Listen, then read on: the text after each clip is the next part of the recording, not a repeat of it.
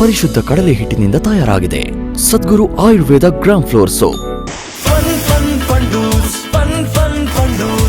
ಮೋಜು ಮಸ್ತಿಗೆ ಇಲ್ಲಿದೆ place, friends family ಎಲ್ಲ ಬನ್ನಿ.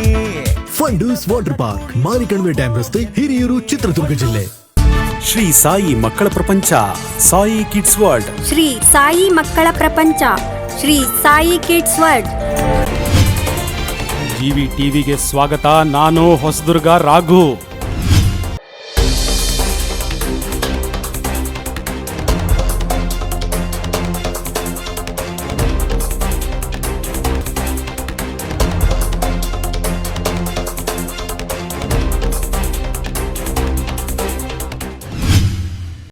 ಹೊಸದುರ್ಗ ತಾಲೂಕಿನ ಕಾರೇಹಳ್ಳಿ ಗ್ರಾಮ ಪಂಚಾಯಿತಿಯಲ್ಲಿ ಒಂದು ವಿಶೇಷ ಕಾರ್ಯಕ್ರಮ ಜರುಗಿತು. ಇಡೀ ತಾಲೂಕಿಗೆ ಮಾದರಿಯಾಗುವಂತ ಈ ಕಾರ್ಯಕ್ರಮವು ಸಮುದಾಯದ ಆಶಯಗಳನ್ನು ಪ್ರತಿಬಿಂಬಿಸಿ ಸಾರ್ವಜನಿಕರ ಮೆಚ್ಚುಗೆಗೆ ಪಾತ್ರವಾಯಿತು.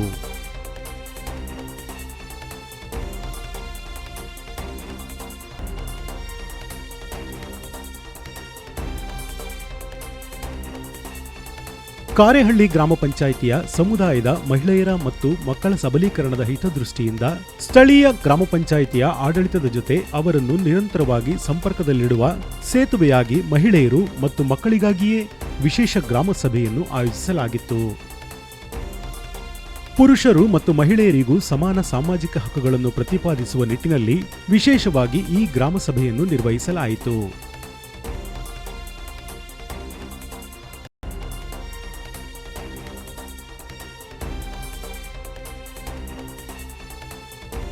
ಸ್ಥಳೀಯ ಗ್ರಾಮ ಪಂಚಾಯತ್ ಅಧ್ಯಕ್ಷರಾದ ಮಂಜುನಾಥ್ ರವರ ಅಧ್ಯಕ್ಷತೆಯಲ್ಲಿ ಜರುಗಿದ ಈ ವಿಶೇಷ ಗ್ರಾಮ ಸಭೆಯಲ್ಲಿ ಮಹಿಳೆಯರು ಮತ್ತು ಮಕ್ಕಳಿಗೆ ಮುಕ್ತ ಅವಕಾಶ ನೀಡಿ ಅವರಲ್ಲಿರುವ ಕೌಶಲ್ಯ ಮತ್ತು ಪ್ರತಿಭೆಯನ್ನು ಪ್ರದರ್ಶಿಸಲು ಸಾಕ್ಷಿಯಾಯಿತು. ಸರ್ಕಾರದ ಸುತ್ತೋಲೆಯಂತೆ ಸ್ಥಳೀಯ ಪಂಚಾಯಿತಿಯ ಅಭಿವೃದ್ಧಿ ಅಧಿಕಾರಿ ವಸಂತ್ ಕುಮಾರ್ ಮಾರ್ಗದರ್ಶನದಲ್ಲಿ ಜರುಗಿದ ಈ ಕಾರ್ಯಕ್ರಮವು ಸಮುದಾಯಕ್ಕೆ ಮಾದರಿಯಾಯಿತು. ವಿಶೇಷವಾಗಿ ಹೆಣ್ಣು ಮಕ್ಕಳಿಗೆ ಆಶುಭಾಷಣ ಸ್ಪರ್ಧೆ, ಮಹಿಳೆಯರಿಗೆ ವಿಶೇಷ ಚಟುವಟಿಕೆಗಳು ಮತ್ತು ಕೃಷಿ, ಸ್ವಾವಲಂಬನೆ ಮತ್ತು ಇತರೆ ಕ್ಷೇತ್ರಗಳಲ್ಲಿ ಸಾಧನೆಗೈದಿರುವ ಹಲವರಿಗೆ ಗೌರವಿಸಿ ಪ್ರೋತ್ಸಾಹಿಸಲಾಯಿತು.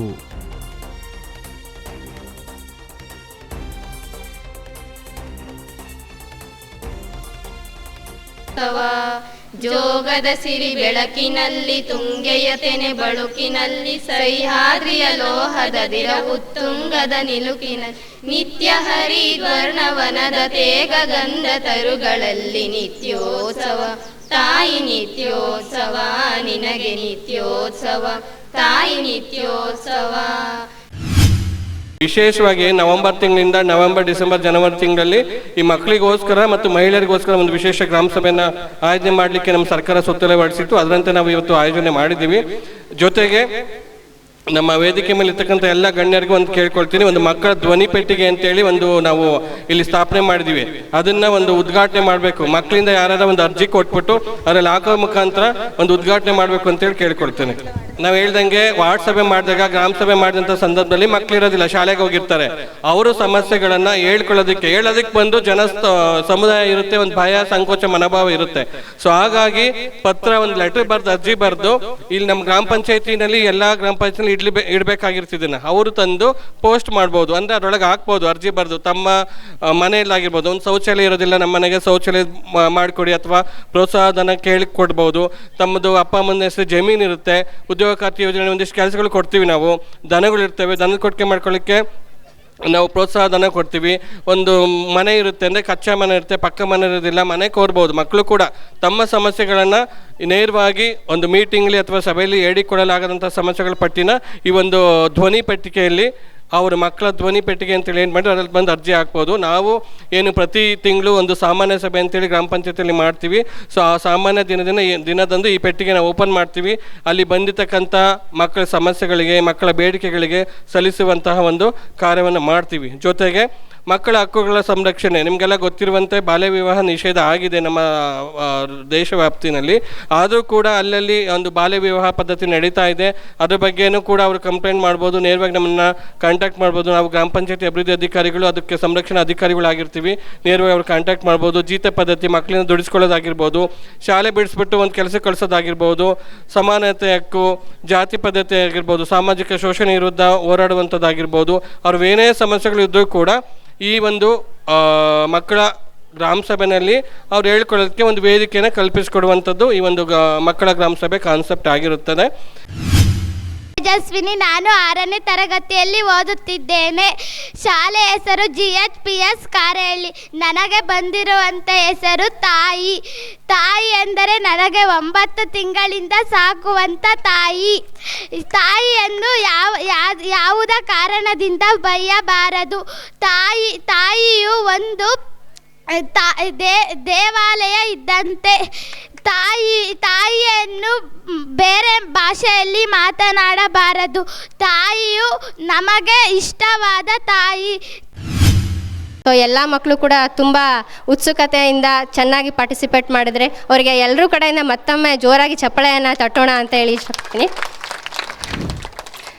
ಮತ್ತು ಇನ್ನೇನಪ್ಪ ಅಂದರೆ ಈ ಮಕ್ಕಳ ಮತ್ತು ಮಹಿಳೆಯರ ಗ್ರಾಮ ಸಭೆಗಳನ್ನು ಯಾಕೆ ಆಯೋಜನೆ ಮಾಡುತ್ತೆ, ಸರ್ಕಾರ ಯಾಕೆ ಈ ಒಂದು ಗ್ರಾಮ ಸಭೆಗಳನ್ನ ಆಯೋಜನೆ ಮಾಡೋದಕ್ಕೆ ಅಧಿಸೂಚನೆಯನ್ನು ಹೊಡಿಸಿದೆ ಮತ್ತು ಸುತ್ತೋಲೆಗಳನ್ನು ಹೊಡಿಸಿದೆ ಅಂತಂದರೆ, ಈ ಮಕ್ಕಳಲ್ಲಿ ಆಯಾ ಒಂದು ಗ್ರಾಮ ಪಂಚಾಯಿತಿ ವಾರು ಯಾವ ಮಕ್ಕಳು ಬಾಲಕಾರ್ಮಿಕರಾಗಿದೆಯಾ ಅಥವಾ ಬಾಲ್ಯ ವಿವಾಹಕ್ಕೆ ಒಳಗಾಗಿದ್ದಾರಾ ಅಥವಾ ಮಹಿಳೆಯರ ಸಾಗಾಣಿಕೆ ಆಗ್ತಾ ಇದೆಯಾ, ಮಹಿಳೆಯರ ಮೇಲೆ ದೌರ್ಜನ್ಯಗಳಾಗ್ತಾ ಇದೆಯಾ, ಈ ಎಲ್ಲ ಅಂಶಗಳನ್ನು ಕೂಡ ಆ ಒಂದು ಗ್ರಾಮ ಸಭೆಯಲ್ಲಿ ಮತ್ತು ಮಕ್ಕಳಿಗೆ ಅಥವಾ ಮಹಿಳೆಯರಿಗೆ ಏನಾದರೂ ತೊಂದರೆ ಇದ್ದರೆ ಅವರು ಮುಕ್ತವಾಗಿ ಹಂಚ್ಕೋಬೋದು. ಯಾವ ಮಹಿಳೆಯರಿಗೆ ತೊಂದರೆ ಇದೆ, ಯಾವ ಮಕ್ಕಳಿಗೆ ತೊಂದರೆ ಆಗ್ತಾ ಇದೆ. ಈಗ ನಾವು ಬಾಕ್ಸನ್ನು ಅವಾಗನೇ ಇನಾಗ್ರೇಷನ್ ಮಾಡಿದ್ವಿ.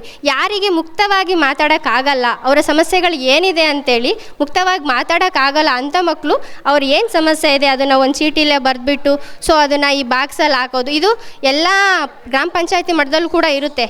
ಬರೀ ಸಮಸ್ಯೆಗಳು ಅಷ್ಟೇ ಅಲ್ಲ, ತಮ್ಗೆ ಏನಾದರೂ ಬೇಡಿಕೆಗಳಿದ್ದರೆ ಗ್ರಾಮ ಪಂಚಾಯತಿಯಿಂದ ತಮ್ಮ ಸ್ಕೂಲಿಗಾಗಿರ್ಬೋದು ಅಥವಾ ತಮ್ಮ ಮನೆಗಾಗಿರ್ಬೋದು. ಈಗ ಮಕ್ಕಳು ಮಾತಾಡಿದ್ರು ಶೌಚಾಲಯನ, ಕೆಲವೊಂದು ಮನೆಯಲ್ಲಿ ಶೌಚಾಲಯ ಕಟ್ಸ್ಕೊಂಡಿರಲ್ಲ, ಸೊ ಅದರ ಅವಶ್ಯಕತೆ ಇರುತ್ತೆ. ಆ ಒಂದು ವಿಷಯಗಳನ್ನು ಕೂಡ ಮಕ್ಕಳು ಗ್ರಾಮ ಪಂಚಾಯಿತಿಯ ಒಂದು ಗಮನಕ್ಕೆ ತರ್ತಕ್ಕಂಥದ್ದು. ಮತ್ತು ಬೇರೆ ವಿಚಾರಗಳು, ಶಾಲೆಯಲ್ಲಿ ಬೇರೆ ಬೇರೆ ಏನಾದರೂ ತೊಂದರೆಗಳಿದ್ದರೆ, ಅದಾದ ನಂತರ ಮತ್ತು ಮಹಿಳೆಯರಿಗೆ ಏನಾದರೂ ತೊಂದರೆಗಳಿದ್ದರೆ ಈ ಎಲ್ಲ ಅಂಶಗಳನ್ನು ಕೂಡ ಈ ಒಂದು ಗ್ರಾಮ ಸಭೆಯಲ್ಲಿ ಚರ್ಚೆ ಮಾಡಲಾಗುತ್ತೆ. ಎಸ್ಪೆಷಲಿ ಇತ್ತೀಚಿನ ದಿನಗಳಲ್ಲಿ ಈ ಮಕ್ಕಳ ಗ್ರಾಮ ಸಭೆಯಲ್ಲಿ ನಾವು ಹೆಚ್ಚಾಗಿ ಏನು ಹೇಳೋಕ್ಕೆ ಇಷ್ಟಪಡ್ತೀವಪ್ಪ ಅಂದರೆ ಬಾಲ್ಯ ವಿವಾಹವನ್ನು ತಡೆಯೋದು. ಈ ಏನು ಮಕ್ಕಳ ಮತ್ತು ಮಹಿಳೆಯರ ಕಾವಲು ಸಮಿತಿ ಸಭೆ ಇದೆಯಾ, ಎಲ್ಲ ಅಧಿಕಾರಿ ವೃಂದದವರು ಇಲ್ಲೇ ಇದ್ದಾರೆ. ನಾವೆಲ್ಲರೂ ಕೂಡ ಬಾಲ್ಯ ವಿವಾಹ ನಿಷೇಧಾಧಿಕಾರಿಗಳು. ಯಾವ ಮಗು 6ರಿಂದ ಅಥವಾ 0ಯಿಂದ 18 ವರ್ಷದೊಳಗೆ ಮದುವೆ ಆಗಿರುತ್ತೋ ಸೊ ಅಂಥ ಮಕ್ಕಳನ್ನು ನಾವು ಬಾಲ್ಯ ವಿವಾಹ ಆಗಿದ್ದಾರೆ ಅಂತ ಕನ್ಸಿಡರ್ ಮಾಡ್ತೀವಿ. ಸೊ ಆ ಒಂದು ವಯಸ್ಸಲ್ಲಿ ಮದುವೆ ಆಗೋದನ್ನು ತಪ್ಪಿಸೋದಕ್ಕೆ ಎಲ್ಲ ಇಲಾಖೆಗಳು ಕೂಡ ಕೈ ಜೋಡಿಸ್ಬೇಕು. ಕೇವಲ ನಮ್ಮ ಕಾರ್ಯಕರ್ತರ, ಆಶಾ ಕಾರ್ಯಕರ್ತೆಯರಾಗಲಿ, ಅಂಗನವಾಡಿ ಕಾರ್ಯಕರ್ತೆಯರಾಗಲಿ ಅಥವಾ ಶಾಲಾ ಶಿಕ್ಷಕರಾಗಲಿ, ಈ 3 ಜನದಿಂದ ಮಾತ್ರ ಈ ಒಂದು ಸಾಮಾಜಿಕ ಪಿಡುಗನ್ನು ತೊಡೆಯೋದಕ್ಕೆ ಸಾಧ್ಯ ಇಲ್ಲ. ಸೊ ಎಲ್ಲರೂ ಕೂಡ ಕೈ ಜೋಡಿಸಿ ಈ ಒಂದು ಗ್ರಾಮ ಪಂಚಾಯತಿ ಅಧ್ಯಕ್ಷರು ಕೂಡ ಮತ್ತು ಗ್ರಾಮ ಪಂಚಾಯತಿ ಅಭಿವೃದ್ಧಿ ಅಧಿಕಾರಿಗಳು ನಮ್ಮ ಮಹಿಳೆಯರ ಮತ್ತು ಮಕ್ಕಳ ಕಾವಲು ಸಮಿತಿಯ ಸದಸ್ಯ ಕಾರ್ಯದರ್ಶಿ ಆಗಿರ್ತಾರೆ. ಸೊ ಎಲ್ಲರ ಅಂದರೆ ಇವಾಗ ನಾವು ಅದಕ್ಕೆ ಕೈ ಜೋಡಿಸ್ತೀವಿ ಅಂದರೆ ಜೊತೆಗೆ ನಮ್ಮ ಸ್ಥಳೀಯ ಸದಸ್ಯರ ಒಂದು ಪ್ರೋತ್ಸಾಹ ನಮಗೆ ತುಂಬ ಅವಶ್ಯಕ ಆಗಿರುತ್ತೆ. ಯಾಕಪ್ಪ ಅಂದರೆ ಈಗ ಯಾವುದೋ ಒಂದು ಊರಲ್ಲಿ ಬಾಲ್ಯ ವಿವಾಹ ಆಗಿದೆ, ನಾವು ಅಲ್ಲಿ ಸಡನ್ಲಿ ಏನು ಮಾಡ್ತೀವಿ, ನಮ್ಮ ಟೀಚರ್ಗೆ ಹೋಗಿ ವಿಚಾರಿಸಪ್ಪ ಅಂತ ಹೇಳ್ತೀವಿ. ಸೊ ಅಲ್ಲಿ ಹೋದಾಗ ಆ ಊರಿನ ಜನ ನಮ್ಮ ಮೇಲೆ ದೌರ್ಜನ್ಯ ಮಾಡ್ತಾರೆ. ಸೊ ಆ ದೌರ್ಜನ್ಯ ಆಗಬಾರ್ದು ಅಂದರೆ ಅಲ್ಲಿರ್ತಕ್ಕಂತಹ ಏನು ಸ್ಥಳೀಯ ಪ್ರತಿನಿಧಿಗಳಿರ್ತಾರೋ ಸೊ ನಮಗೆ ಅಧಿಕಾರಿಗಳೇ ಆದರೆ ಅಥವಾ ನಮ್ಮ ಕಾರ್ಯಕರ್ತೆಯರಿಗೆ, ಆಶಾ ಕಾರ್ಯಕರ್ತೆಯರಿಗೆ ಸಪೋರ್ಟ್ ಮಾಡಿದ್ರೆ, ಯಾಕಂದರೆ ನಾವು ಎಲ್ಲಿಂದ ಬಂದಿರೋ ಅಧಿಕಾರಿಗಳು ಮಾತು ಕೇಳೋದಕ್ಕಿಂತ ನಿಮ್ಮಲ್ಲೇ ಇರ್ತಕ್ಕಂಥ ನಿಮ್ಮ ಗ್ರಾಮದ ಸದಸ್ಯರು ನಿಮ್ಮನ್ನು ಆಯ್ಕೆ ಮಾಡಿರ್ತಾರೆ, ಜನ ನಿಮ್ಮನ್ನು ಆಯ್ಕೆ ಮಾಡಿರ್ತಾರೆ, ಒಂದು ಅಧಿಕಾರವನ್ನು ಸಹ ನೀಡಿರ್ತಾರೆ. ಸೊ ನಿಮ್ಮ ಅಧಿಕಾರಾವಧಿಯಲ್ಲಿ ನೀವು ಒಂದು ಪ್ರತಿಜ್ಞೆಯನ್ನು ಮಾಡಿ, ನಿಮ್ಮ ಅಧಿಕಾರಾವಧಿಯಲ್ಲಿ ಯಾವುದೇ ಬಾಲ್ಯ ವಿವಾಹಗಳು ಆಗ್ದಂಗೆ ನಮ್ಮ ಗ್ರಾಮ ಪಂಚಾಯಿತಿಯನ್ನು ನೋಡ್ಕೊಂತೀವಿ. ತಾಲೂಕು ಕಾರ್ಯನಿರ್ವಾಹಕ ಅಧಿಕಾರಿ ಸುನಿಲ್ ರವರು ಭಾಗವಹಿಸಿ ಸ್ಥಳೀಯ ಗ್ರಾಮ ಪಂಚಾಯಿತಿಯ ಕಾರ್ಯಚಟುವಟಿಕೆಯನ್ನು ಶ್ಲಾಘಿಸಿದರು ಮತ್ತು ಸ್ಥಳೀಯ ಸರ್ಕಾರಿ ಶಾಲೆಗೆ 15ನೇ ಹಣಕಾಸು ಯೋಜನೆಯಡಿ ಖರೀದಿಸಲಾಗಿರುವ ಕ್ರೀಡಾ ಸಾಮಗ್ರಿಗಳನ್ನು ಶಾಲೆಗೆ ಹಸ್ತಾಂತರಿಸಿದರು. ಕಾರಹಳ್ಳಿ ಗ್ರಾಮ ಪಂಚಾಯಿತಿಯಲ್ಲಿ ಮಹಿಳೆಯರ ಮತ್ತು ಮಕ್ಕಳ ಒಂದು ಗ್ರಾಮ ಸಭೆಯನ್ನು ಬಹಳ ಅದ್ಧೂರಿಯಾಗಿ ಯಶಸ್ವಿಯಾಗಿ ನಿರ್ವಹಿಸ್ತಾ ಇದ್ದಾರೆ. ನಾನು ಬಂದಾಗ ಪಿಕ್ ಆ್ಯಂಡ್ ಸ್ಪೀಕ್ ಚೀಟಿ ಎತ್ತಿ ಅದರಲ್ಲಿ ಬರೆದಿರೋಂಥ ವಿಷಯನ ಮಾತಾಡೋವಂಥದ್ದು. ಭಾಳ ಚೆನ್ನಾಗಿ ಮಾತಾಡಿದ್ದಾರೆ ಮಕ್ಕಳು. ಇಲ್ಲಿ ವೇದಿಕೆ ಮೇಲಿರೋಂಥ ಭಾಳಷ್ಟು ಜನಕ್ಕೆ ಏನು ಆ ಚೀಟಿಗಳು ಒಂದೊಂದೇ ಕೊಟ್ಟಿದ್ದ ಅಂದರೆ ಚೆನ್ನಾಗಿರೋದು. ಮಕ್ಕಳ ಜೊತೆಗೆ ಇವ್ರನ್ನೂ ಮಾತಾಡೋಕ್ಕೆ ಬಿಟ್ಟಿದ್ರೆ ಚೆನ್ನಾಗಿರೋದು. ಪೋಷಕರಿಗೂ ಒಂದೊಂದು ಕೊಡಬೇಕಿತ್ತು. ಯಾಕೆ ಅಂತಂದರೆ ನಮ್ಮ ದಿನನಿತ್ಯದ ಜೀವನದಲ್ಲಿ ಏನು ಬೇಕಾದ್ರೂ ಮಾತಾಡ್ಬೋದು, ಎಲ್ಲಿ ಬೇಕಾದ್ರೂ ಮಾತಾಡ್ಬೋದು. ಆದರೆ ಸಭೆ ಅಂತ ಬಂದಾಗ ಜನರ ಮುಂದೆ ಮಾತಾಡೋದು ಭಾಳ, ಅದಕ್ಕೆ ಒಂದು ಶಕ್ತಿ ಬೇಕಾಗತ್ತೆ. ಮಕ್ಕಳಲ್ಲಿ ಆ ಶಕ್ತಿನ ತುಂಬಿಸಿದಂಥ ಶಿಕ್ಷಕರಿಗೆ ನಾನು ಧನ್ಯವಾದನ ಹೇಳ್ತೀನಿ. ಅದೇ ರೀತಿ ಆ ಮಕ್ಕಳಿಗೆ ಯಾವುದೇ ಒಂದು ವಿಷಯವಂತ ಸಿಕ್ಕಿದಾಗ ಆ ವಿಷಯದ ಒಂದು ಗಾಂಭೀರ್ಯತೆ, ಅದರ ಒಂದು ತೂಕನ ತಿಳಿಯೋ ರೀತಿಯಲ್ಲಿ ಸಭಿಕರಿಗೆ ಮುಟ್ಟಿಸ್ಬೇಕಾಗತ್ತೆ. ಅದನ್ನು ಅವ್ರಿಗೆ ಒಂದೇ ಬಾರಿ ಅವ್ರಿಗೆ ಆ ನೈಪುಣ್ಯ ಬರದೇ ಇರ್ಬೋದು. ಅವ್ರಿಗೆ ಪ್ರತಿ ಸಾರಿ ತಿಂಗಳಿಗೊಂದು ಬಾರಿ ಯಾರೋ ಇಂಥ ಒಂದು ಚಟುವಟಿಕೆನ ಅವರು ಹಮ್ಕೊತ ಹೋದ ಅಂದರೆ ಅವರ ಮಾತಾಡೋ ರೀತಿಯಲ್ಲಿ ಮತ್ತು ಹೇಳೋವಂಥ ಕಲೆನ ಅವರು ರೂಢಿ ಮಾಡ್ಕೊತಾರೆ. ನಾನು ಲಾಸ್ಟ್ ಒಂದು 15 ದಿವಸದಲ್ಲಿ ಕೆಲ್ಲೋಡು ಗ್ರಾಮ ಪಂಚಾಯತಿಗೆ ಭೇಟಿ ನೀಡಿದ್ದೆ. ಅಲ್ಲಿ ಗ್ರಾಮ ಪಂಚಾಯತಿಗೆ ಒಂದು 50 ಮಕ್ಕಳು ಬಂದರು ಮತ್ತು ಶಿಕ್ಷಕ ವರ್ಗನೂ ಬಂದಿತ್ತು. ಯಾಕೆ ಅಂತ ಕೇಳಿದೆ ನಾನು. ಏನಿಲ್ಲ ಸರ್, ನಮ್ಮ ಮಕ್ಕಳಿಗೆ ಗ್ರಾಮ ಪಂಚಾಯತಿ ಅಂದರೆ ಏನೊಂದು ಗೊತ್ತಿಲ್ಲ, ಅವ್ರಿಗೆ ಅದನ್ನು ಪರಿಚಯ ಮಾಡಿಕೊಡ್ಬೇಕಿದೆ. ಗ್ರಾಮ ಪಂಚಾಯತಿ, ಅಂಚೆ ಕಚೇರಿ, ಬ್ಯಾಂಕ್, ಅಂಗನವಾಡಿ ಇವನ್ನೆಲ್ಲ ಪರಿಚಯ ಮಾಡೋದಕ್ಕೆ ನಾವು ಕರ್ಕೊಂಬಂದಿದ್ದೀವಿ ಅಂತಂದರು. ಅಲ್ಲಿರೋಂಥ ಸೌಲಭ್ಯ ಏನು, ಯಾವ ರೀತಿ ಅದು ಕರ್ತವ್ಯ ನಿರ್ವಹಣೆ ಮಾಡುತ್ತೆ ಅಂಥೇಳಿ. ನೀವು ಸಹ ನಿಮ್ಮ ಗ್ರಾಮ ಏನು ಶಿಕ್ಷಕರಿಗೆ ಹೇಳ್ತಿದ್ದೀನಿ, ನಿಮ್ಮ ಮಕ್ಕಳಿಗೆ ಇದು ಸಣ್ಣದಾಗಿ ಪರಿಚಯ ಮಾಡಿಸ್ಬೇಕು. ಒಂದು ವೈದ್ಯ ಅಂದರೆ ಒಂದು ಹಾಸ್ಪಿಟ್ಲ್ ಅಂದರೆ ಯಾವ ರೀತಿ ಇರುತ್ತೆ, ಅಲ್ಲಿ ಯಾರ್ಯಾರು ಕೆಲಸ ಮಾಡ್ತಾರೆ, ಎಂಥ ಒಂದು ಸೇವೆಗಳು ಸಿಗುತ್ತೆ ಅಂಥೇಳಿ.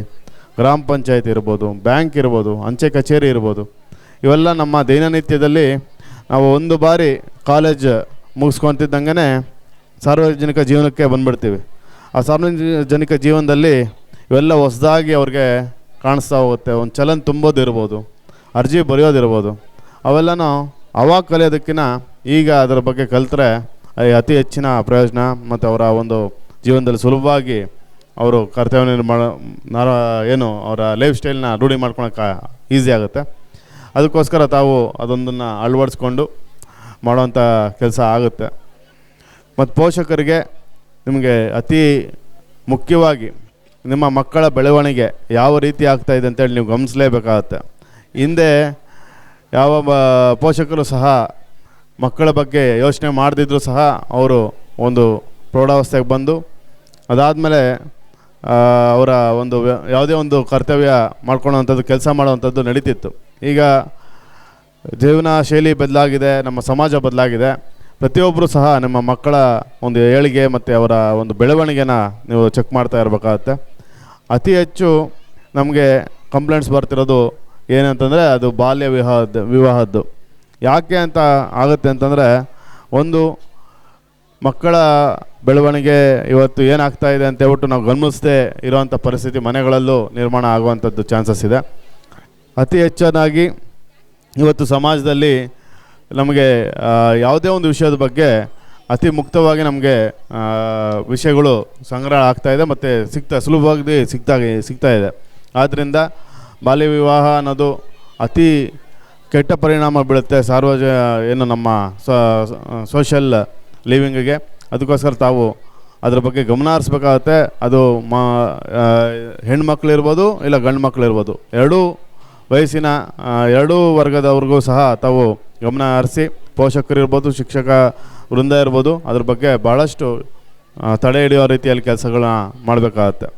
ಮತ್ತು ನಾವು ಪಿಕ್ ಆ್ಯಂಡ್ ಸ್ಪೀಕಲ್ಲಿ ಮಾತಾಡ್ತಿರುವಾಗ ಬ್ಯಾಂಕ್ ಬಗ್ಗೆ ಮಾತಾಡಿದ್ರು, ಗ್ರಾಮ ಪಂಚಾಯತ್ ಬಗ್ಗೆ ಮಾತಾಡಿದ್ರು. ಅದು ಅತಿ ಒಳ್ಳೆಯ ಸಬ್ಜೆಕ್ಟ್ಸ್ನ ಹಾಕಿದ್ರಿ. ಅದನ್ನು ಸಹ ನಾವು ಭಾಳಷ್ಟು ಸತಿ ಮಕ್ಕಳು ವಿಷಯನ ಏನು ಹೇಳ್ತಿದ್ರಲ್ಲ ಅದನ್ನು ನೀವು ರೂಢಿ ಮಾಡಿಸ್ತಾ ಹೋಗ್ಬೇಕಾಗತ್ತೆ. ಮತ್ತೊಂದು ಸತಿ ಹೇಳ್ತಾ ಇದ್ದೀನಿ, ಯಾಕೆಂತಂದರೆ ಅವೆಲ್ಲ ನಮ್ಮ ಸಾರ್ವಜನಿಕ ಜೀವನದಲ್ಲಿ ದಿನನಿತ್ಯದಲ್ಲಿ ಬರುವಂಥ ವಿಷಯಗಳಾಗಿರ್ತವೆ.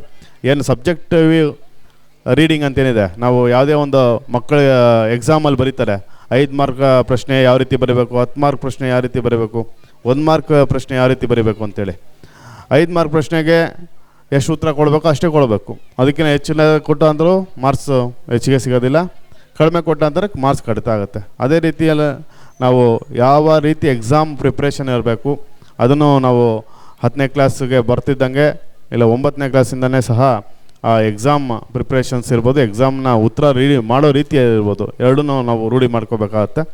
ಎರಡು ತಾವು ಏನು ಶಿಕ್ಷಣ ಮತ್ತು ಓವರಾಲ್ ಡೆವಲಪ್ಮೆಂಟ್ ಇತರೆ ಚಟುವಟಿಕೆಗಳು ಇದಾವಲ್ಲ, ಎರಡನ್ನೂ ಸಹ ಜೊತೆ ಮಾಡಿಕೊಂಡು ನಮ್ಮ ಬೆಳವಣಿಗೆನ ಮಾಡ್ಕೋಬೇಕಾಗತ್ತೆ ಮಕ್ಕಳೇ. ನಬಾರ್ಡ್ ಹಣಕಾಸು ಸಂಸ್ಥೆಯ ಜಿಲ್ಲಾ ಮುಖ್ಯ ವ್ಯವಸ್ಥಾಪಕರಾದ ಕವಿತಾರವರು ಕಾರ್ಯಕ್ರಮವನ್ನು ಉದ್ದೇಶಿಸಿ ಮಾತನಾಡಿದರು. ಎಲ್ರಿಗೂ ಅಭಿನಂದನೆಗಳು ಸಲ್ಲಿಸ್ತೀನಿ. ಎಲ್ಲ ಮಕ್ಕಳು ಚೆನ್ನಾಗಿ ಮಾತಾಡಿದ್ರಿ, ನಿಮ್ಮ ಕೆಪಾಸಿಟಿ ತಕ್ಕಂಗೆ ಚೆನ್ನಾಗಿ ಮಾತಾಡಿದ್ರಿ. ಬಟ್ ನಿಮ್ಮನ್ನು ಈ ಒಂದು ಮಾತಾಡೋ ಮಟ್ಟಿಗೆ, ತಮ್ಮನ್ನು ಸ್ಟೇಜಲ್ಲಿ ನಿಂತ್ಕೊಂಡು ಕಾನ್ಫಿಡೆಂಟಾಗಿ ಮಾತಾಡೋಕ್ಕೆ ಮಟ್ಟಿಗೆ ತಂದಿರೋಕ್ಕೆ ಶ್ರಮ ಪಟ್ಟಿರೋ ಅಂಥ ಟೀಚರ್ ವೃಂದದವ್ರಿಗೂ ಅಭಿನಂದನೆಗಳು ಅಲ್ವಾ? ಓಕೆ, ತುಂಬ ಸಂತೋಷ ಆಯಿತು ತಮ್ಮನ್ನೆಲ್ಲ ನೋಡಿ ಎಲ್ಲ ಮಾಡಿ. ನಾನು ನನ್ನ ಕೆಲವು ಸಜೆಷನ್ಸ್ ಟೀಚರ್ ವೃಂದದವ್ರಿಗೆ ಹೇಳೋಕ್ಕೆ ಇಷ್ಟಪಡ್ತೀನಿ. ಈಗಿನ ಕಾಲದಲ್ಲಿ ಮಕ್ಕಳು ಎಲ್ಲರೂ ಚೆನ್ನಾಗಿ ಓದ್ತಾರೆ, ಮಾಡ್ತಾರೆ, ಒಳ್ಳೊಳ್ಳೆ ಪರ್ಸೆಂಟೇಜ್ ಮಾರ್ಕ್ಸ್ ಸ್ಕೋರ್ ಮಾಡ್ತಾ ಇದ್ದಾರೆ. ಬಟ್ ಅವ್ರ ಕೆಲಸಕ್ಕೆ ಅಪ್ಲೈ ಮಾಡೋ ಟೈಮ್ ಬಂದಾಗ ಅವ್ರ ಲ್ಯಾಂಗ್ವೇಜ್ ಅಬಿಲಿಟಿ, ನಾವು ಕನ್ನಡದ ರಾಜ್ಯೋತ್ಸವ ಸೆಲೆಬ್ರೇಟ್ ಮಾಡ್ತಾ ಇದ್ದೀವಿ, ಕನ್ನಡನ ಗೌರವಿಸ್ತೀವಿ. ನಾನು ಕನ್ನಡ ಮೀಡಿಯಮಲ್ಲೇ ಓದಿ ಬಂದವಳು. ಈಗ ನಾನು ನ್ಯಾಷನಲ್ ಲೆವೆಲ್ ಬ್ಯಾಂಕಲ್ಲಿ ಕೆಲಸ ಮಾಡ್ತಾ ಇದ್ದೀನಿ. ನನಗೆ ಇಂಗ್ಲೀಷ್ ಜಾಸ್ತಿ ಬಳಸ್ತೀನಿ, ಬಟ್ ಕನ್ನಡ ನನ್ನ ಕನ್ನಡ ಮೀಡಿಯಮಲ್ಲಿ ಓದ್ದವಳು ಅಪ್ ಟು 7th ಸ್ಟ್ಯಾಂಡರ್ಡ್. ನಾನು ಕೂಡ ಕನ್ನಡ ಮಾತೃಭಾಷೆ, ನಮಗೆ ಕನ್ನಡ ಭಾಷೆ ಬಗ್ಗೆ ಅಭಿಮಾನ ಇರಲಿ, ಬಟ್ ಇಂಗ್ಲೀಷ್ ಕೂಡ ನಾವು ಕಲೀಲೇಬೇಕಾದಂಥ ಪರಿಸ್ಥಿತಿನಲ್ಲಿದ್ದೀವಿ. ನಾವು ಕರ್ನಾಟಕ ಬಿಟ್ಟು ಹೊರಗಡೆ ಜಾಬು, ಹೈಯರ್ ಲೆವೆಲ್ ಜಾಬ್ಸ್ಗೆ ಹೋಗ್ಬೇಕಂತಂದರೆ ಇಂಗ್ಲೀಷ್ ಕಂಪಲ್ಸರಿ ಆಗುತ್ತೆ ನಮಗೆ.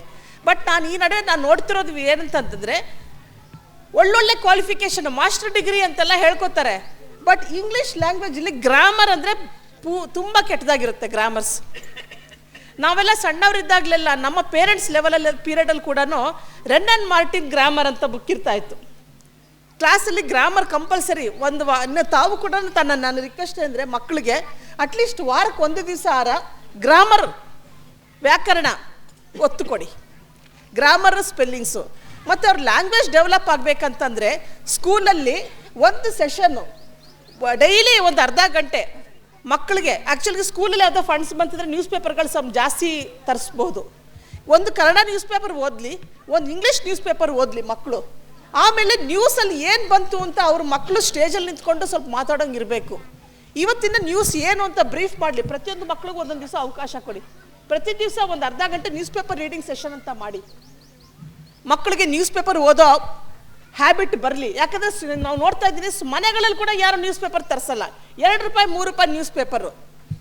ನೀವು ಮನೆಗಳಲ್ಲಿ ನ್ಯೂಸ್ ಪೇಪರ್ ತರಿಸಿದ್ರೆ ನೀವು ಓದೋ ಅಭ್ಯಾಸ ಕಲ್ತ್ಕೊಂಡಿರ್ತಾರೆ, ನಿಮ್ಮ ಮಕ್ಕಳು ನ್ಯೂಸ್ ಪೇಪರ್ ಓದೋ ಅಭ್ಯಾಸ ಪಡ್ಕೋತಾರೆ. ಜನರಲ್ ನಾಲೆಡ್ಜ್ ಇಂಪ್ರೂವ್ ಆಗುತ್ತೆ, ನಾಲೆಡ್ಜ್ ಬೆಳವಣಿಗೆ ಆಗುತ್ತೆ, ಮತ್ತು ಲ್ಯಾಂಗ್ವೇಜ್ ಕಮಾಂಡ್ ಬರುತ್ತೆ. ಇಂಗ್ಲೀಷಲ್ಲಿ ಓದಿದ್ರೆ ಇಂಗ್ಲೀಷ್ ಲ್ಯಾಂಗ್ವೇಜು ಬರುತ್ತೆ, ಗ್ರಾಮರು ಬರುತ್ತೆ, ಸ್ಪೆಲ್ಲಿಂಗು ಎಲ್ಲನೂ ಬಂದ್ಬಿಡುತ್ತೆ. ಓಕೆ, ಮನೆಗಳಲ್ಲೂ ನ್ಯೂಸ್ ಪೇಪರ್ ತರಿಸಿ ಮಕ್ಕಳನ್ನು ಕೂಡ ತಾವು ಓದಿ ಮಕ್ಕಳನ್ನು ಓದಂಗೆ ಮಾಡಿ. ಸ್ಕೂಲಲ್ಲಿ ಒಂದು session news paper reading session ಅಂತ ಮಾಡಿ, ಆಮೇಲೆ ಡೈಲಿ ಆ ಮಕ್ಕಳು ಇವತ್ತು ಒಬ್ಬೊಬ್ಬ ಮಕ್ಳಿಗೆ ಒಂದೊಂದು ಚಾನ್ಸ್ ಕೊಡಿ. ಇವತ್ತು ನ್ಯೂಸ್ ಪೇಪರ್ ಹೈಲೈಟ್ಸ್ ಏನು ಅಂತ ಅವ್ರು ಮಾತಾಡಲಿ. ರಾಜ್ಯದ ಬಗ್ಗೆ, ರಾಷ್ಟ್ರದ ಲೆವೆಲಲ್ಲಿ ಬಗ್ಗೆ, ಅಂತಾರಾಷ್ಟ್ರೀಯ ಮಟ್ಟದ ಬಗ್ಗೆ ಏನೇನು ನಡೀತಾ ಇದೆ ಜಾಗತಿಕ ಮಟ್ಟದಲ್ಲಿ ಎಲ್ಲ ಅವ್ರಿಗೆ ತಿಳಿದಿರಬೇಕು. ಓಕೆ, ಇದೊಂದು ಹೇಳೋಕ್ಕೆ ಇಷ್ಟಪಡ್ತೀನಿ. ಮತ್ತು ಇನ್ನೊಂದು ಬಾಲ್ಯ ವಿವಾಹ ಬಗ್ಗೆ ಬಂದಾಗ ನಾನು ಪೇರೆಂಟ್ಸ್ನ ಕಲ್ಪ್ರಿಟ್ಸ್ ಅಂತ ಹೇಳಲ್ಲ. ನಾನು ಬಾಲ್ಯ ವಿವಾಹದಾಗ ಆಗ್ತದೆ. ನಾನು ಈ ಗ್ರಾಮೀಣ ಪ್ರದೇಶದಲ್ಲಿ ಒಂದು 6 ವರ್ಷದಿಂದ ನೋಡ್ತಾ ಇದ್ದೀನಿ. ಏನಾಗ್ತಿದೆ ಅಂತಂತಂದರೆ ಪೇರೆಂಟ್ಸು ಎಲ್ಲಿ ಮಕ್ಕಳು ಹಾಳಾಗ್ಬಿಡ್ತಾವೋ ಅನ್ನೋ ಭಯಕ್ಕೆ ಮಕ್ಕಳಿಗೆ ಬಾಲ್ಯ ವಿವಾಹ ಮಾಡ್ತಾ ಇದ್ದಾರೆ.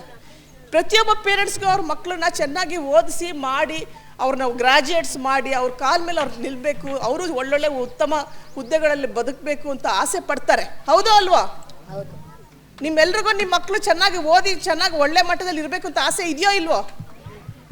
ಯಾರು ಪೇರೆಂಟ್ಸ್ ಯಾರು ಮಾತಾಡ್ತಿಲ್ಲ? ಗಂಡಸರು ಯಾರು ಮಾತಾಡ್ತಿಲ್ಲ? ನಿಮ್ಮೆಲ್ಲರಿಗೂ ತಮ್ಮ ಮಕ್ಕಳನ್ನ ಚೆನ್ನಾಗಿ ಓದಿ ಬೆಳೆಸ್ಬೇಕಂತ ಆಸೆ ಇದೆಯಾ ಇಲ್ವಾ?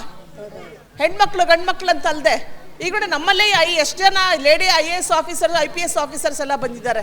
ಅವ್ರನ್ನೆಲ್ಲ ನೋಡಿ ತಾವು ಪ್ರೇರಿತರಾಗಿದ್ದೀರಾ ಇಲ್ವೋ? ಈಗ ನಮ್ಮಲ್ಲೇ ನೋಡಿ ಎಷ್ಟು ಜನ ಲೇಡೀಸು ಒಳ್ಳೊಳ್ಳೆ ಪೋಸ್ಟಲ್ಲಿ ಇದ್ದಾರೆ. ಬಟ್ ಏನಾಗ್ತಿದೆ ಅಂತಂತಂದರೆ ಆ ಒಂದು ವಯಸ್ಸು ಪ್ರಭಾವನೋ ಈಗ ಅವ್ರಿಗೆಲ್ಲ ಹೊರಗಡೆ ಎಕ್ಸ್ಪೋಜರ್ ಪ್ರಭಾವನೋ ಏನೋ ಮಕ್ಕಳು ಕೆಟ್ಟೋಗ್ತಾ ಇದ್ದಾವೆ, ಅಡ್ಡದಾರಿ ಹಿಡಿತಾ ಇದ್ದಾರೆ. ಇದರಿಂದಾಗಿ ಕೆಲವು ಮಕ್ಕಳು ಓಡೋಗಿರೋ ಕೇಸ್ಗಳು ಇದೆ, ತಪ್ಪುಗಳು ಮಾಡ್ತಾ ಇದ್ದಾರೆ. ಈ ಭಯಕ್ಕೆ ಪೇರೆಂಟ್ಸು ಮಕ್ಕಳನ್ನ ಆದಷ್ಟು ಬೇಗ ಕೈ ತೊಳ್ಕೊಂಬಿಡೋಣಪ್ಪ ಅಂತ ಮದುವೆ ಮಾಡೋಕ್ಕೆ ಟ್ರೈ ಮಾಡ್ತಾ ಇದ್ದಾರೆ. ಹೌದಾ ಅಲ್ವೋ? ಹಾಂ, ನನ್ನ ಅನಿಸಿಕೆ ಕರೆಕ್ಟಾ ತಪ್ಪ ಹೇಳಿ ನೀವು. ಹಾಂ, ಈಗ ಇದನ್ನು ನಾವು ತಪ್ಪಿಸ್ಬೇಕು ಅಂತಂದರೆ ನಮ್ಮ ಪೇರೆಂಟ್ಸ್ ಅಷ್ಟೇ ಅಲ್ಲದೆ ನಮ್ಮ teachers role is very important. ಆ ಟೀನೇಜ್ ಮಕ್ಕಳು ಬರ್ತಾರೆ ನೋಡಿ, 6ನೇ ಕ್ಲಾಸ್ ದಾಟಿ ಬರೋ ಟೈಮ್ಗೆ ಆ ಮಕ್ಕಳಿಗೆ ಬದಲಾವಣೆಗಳ ಬಗ್ಗೆ ಅರಿವು ಮೂಡಿಸಿ. ಅದು ನಾರ್ಮಲ್ ಅಂತ ಅವ್ರಿಗೆ ಮನಸ್ಸಿಗೆ ಬರಬೇಕದು. This is normal. ಆ ಟೈಮಲ್ಲಿ ಮನಸ್ಸು ಚಂಚಲವಾಗಿರುತ್ತೆ. ಎಲ್ಲರಿಗೂ ಪ್ರೊಫೆಸರ್ ಬಾಯ್ ಫ್ರೆಂಡ್ ಬೇಕು, ಗರ್ಲ್ ಫ್ರೆಂಡ್ ಬೇಕು ಅಂತ ಥಾಟ್ಸು ಬರುತ್ತೆ. ಎಕ್ಸ್ಪೋಜರ್ ಆ ಥರ ಇದೆ ಲೈಫಲ್ಲಿ. ವೇದಿಕೆಯಲ್ಲಿ ಜನಪದ ಗಾಯಕ ಕಂಠೇಶ್ ಪೀಲಾಪುರ ಮತ್ತು ಶೋಭಾ ಹಾಗೂ ಸಂಗಡಿಗರಿಂದ ಜಾಗೃತಿ ಗೀತೆಗಳ ಗಾಯನ ಜರುಗಿತು. ಬಾರು ಪುಟ್ಟಿ ಶಾಲೆಗೆ, ನಮ್ಮ ಊರ ಶಾಲೆಗೆ, ಎಲ್ಲ ಸವಲತ್ತುಗಳಿರುವ ನಮ್ಮ ಊರ ಶಾಲೆಗೆ. ಬಾರು ಪುಟ್ಟ ಶಾಲೆಗೆ, ನಮ್ಮ ಊರ ಶಾಲೆಗೆ, ಬಾರೋ ಪುಟ್ಟ ಶಾಲೆಗೆ, ನಮ್ಮ ಊರ ಶಾಲೆಗೆ. ಅಕ್ಷರ ಕಲಿತರೆ ಸ್ವರ್ಗ, ಅಕ್ಷರವಿಲ್ಲದೆ ನರಕ. ಅಕ್ಷರ ಕಲಿತರೆ ಸ್ವರ್ಗ, ಅಕ್ಷರವಿಲ್ಲದೆ ನರಕ. ಕಾರ್ಯಕ್ರಮದಲ್ಲಿ ಸ್ಥಳೀಯ ಗ್ರಾಮ ಪಂಚಾಯತ್ ಉಪಾಧ್ಯಕ್ಷರು ಮತ್ತು ಚುನಾಯಿತ ಸದಸ್ಯರು ಹಾಗೂ ನಿಸರ್ಗ ಸಂಸ್ಥೆಯ ಜಯಮ್ಮ ಸೇರಿದಂತೆ ಶಾಲಾ ಮುಖ್ಯೋಪಾಧ್ಯಾಯರು, ಶಿಕ್ಷಕ ವರ್ಗ, ಆಶಾ ಕಾರ್ಯಕರ್ತೆಯರು, ಅಂಗನವಾಡಿ ಮೇಲ್ವಿಚಾರಕಿಯರು ಮತ್ತು ಆರೋಗ್ಯ ಇಲಾಖೆಯ ಸಿಬ್ಬಂದಿ, ಕಾರೇಹಳ್ಳಿಯ ಗ್ರಾಮ ಪಂಚಾಯತ್ ಸಿಬ್ಬಂದಿ ವರ್ಗದವರು ಸೇರಿದಂತೆ ಹಲವು ಗಣ್ಯರು ಭಾಗವಹಿಸಿದ್ದರು. ಕಾರೇಹಳ್ಳಿ ಗ್ರಾಮ ಪಂಚಾಯಿತಿಯ ಈ ಕಾರ್ಯಕ್ರಮವು ಮಹಿಳೆಯರನ್ನು, ಮಕ್ಕಳನ್ನು ಮುಖ್ಯವಾಹಿನಿಗೆ ತರಲು ಯಶಸ್ವಿ ಪ್ರಯತ್ನವಾಗಿದ್ದು, ಇಂತಹ ಕಾರ್ಯಕ್ರಮವನ್ನು ಆಯೋಜಿಸಿದ ಗ್ರಾಮ ಪಂಚಾಯಿತಿಯ ಆಡಳಿತ ಮತ್ತು ಪಂಚಾಯಿತಿ ಅಭಿವೃದ್ಧಿ ಅಧಿಕಾರಿಯಾದ PDO ವಸಂತಕುಮಾರ್ ಅವರ ಕರ್ತವ್ಯ ನಿಷ್ಠೆಗೆ ಮೇಲಧಿಕಾರಿಗಳಿಂದ, ಸಾರ್ವಜನಿಕರಿಂದ ಮೆಚ್ಚುಗೆ ವ್ಯಕ್ತವಾಗಿದೆ.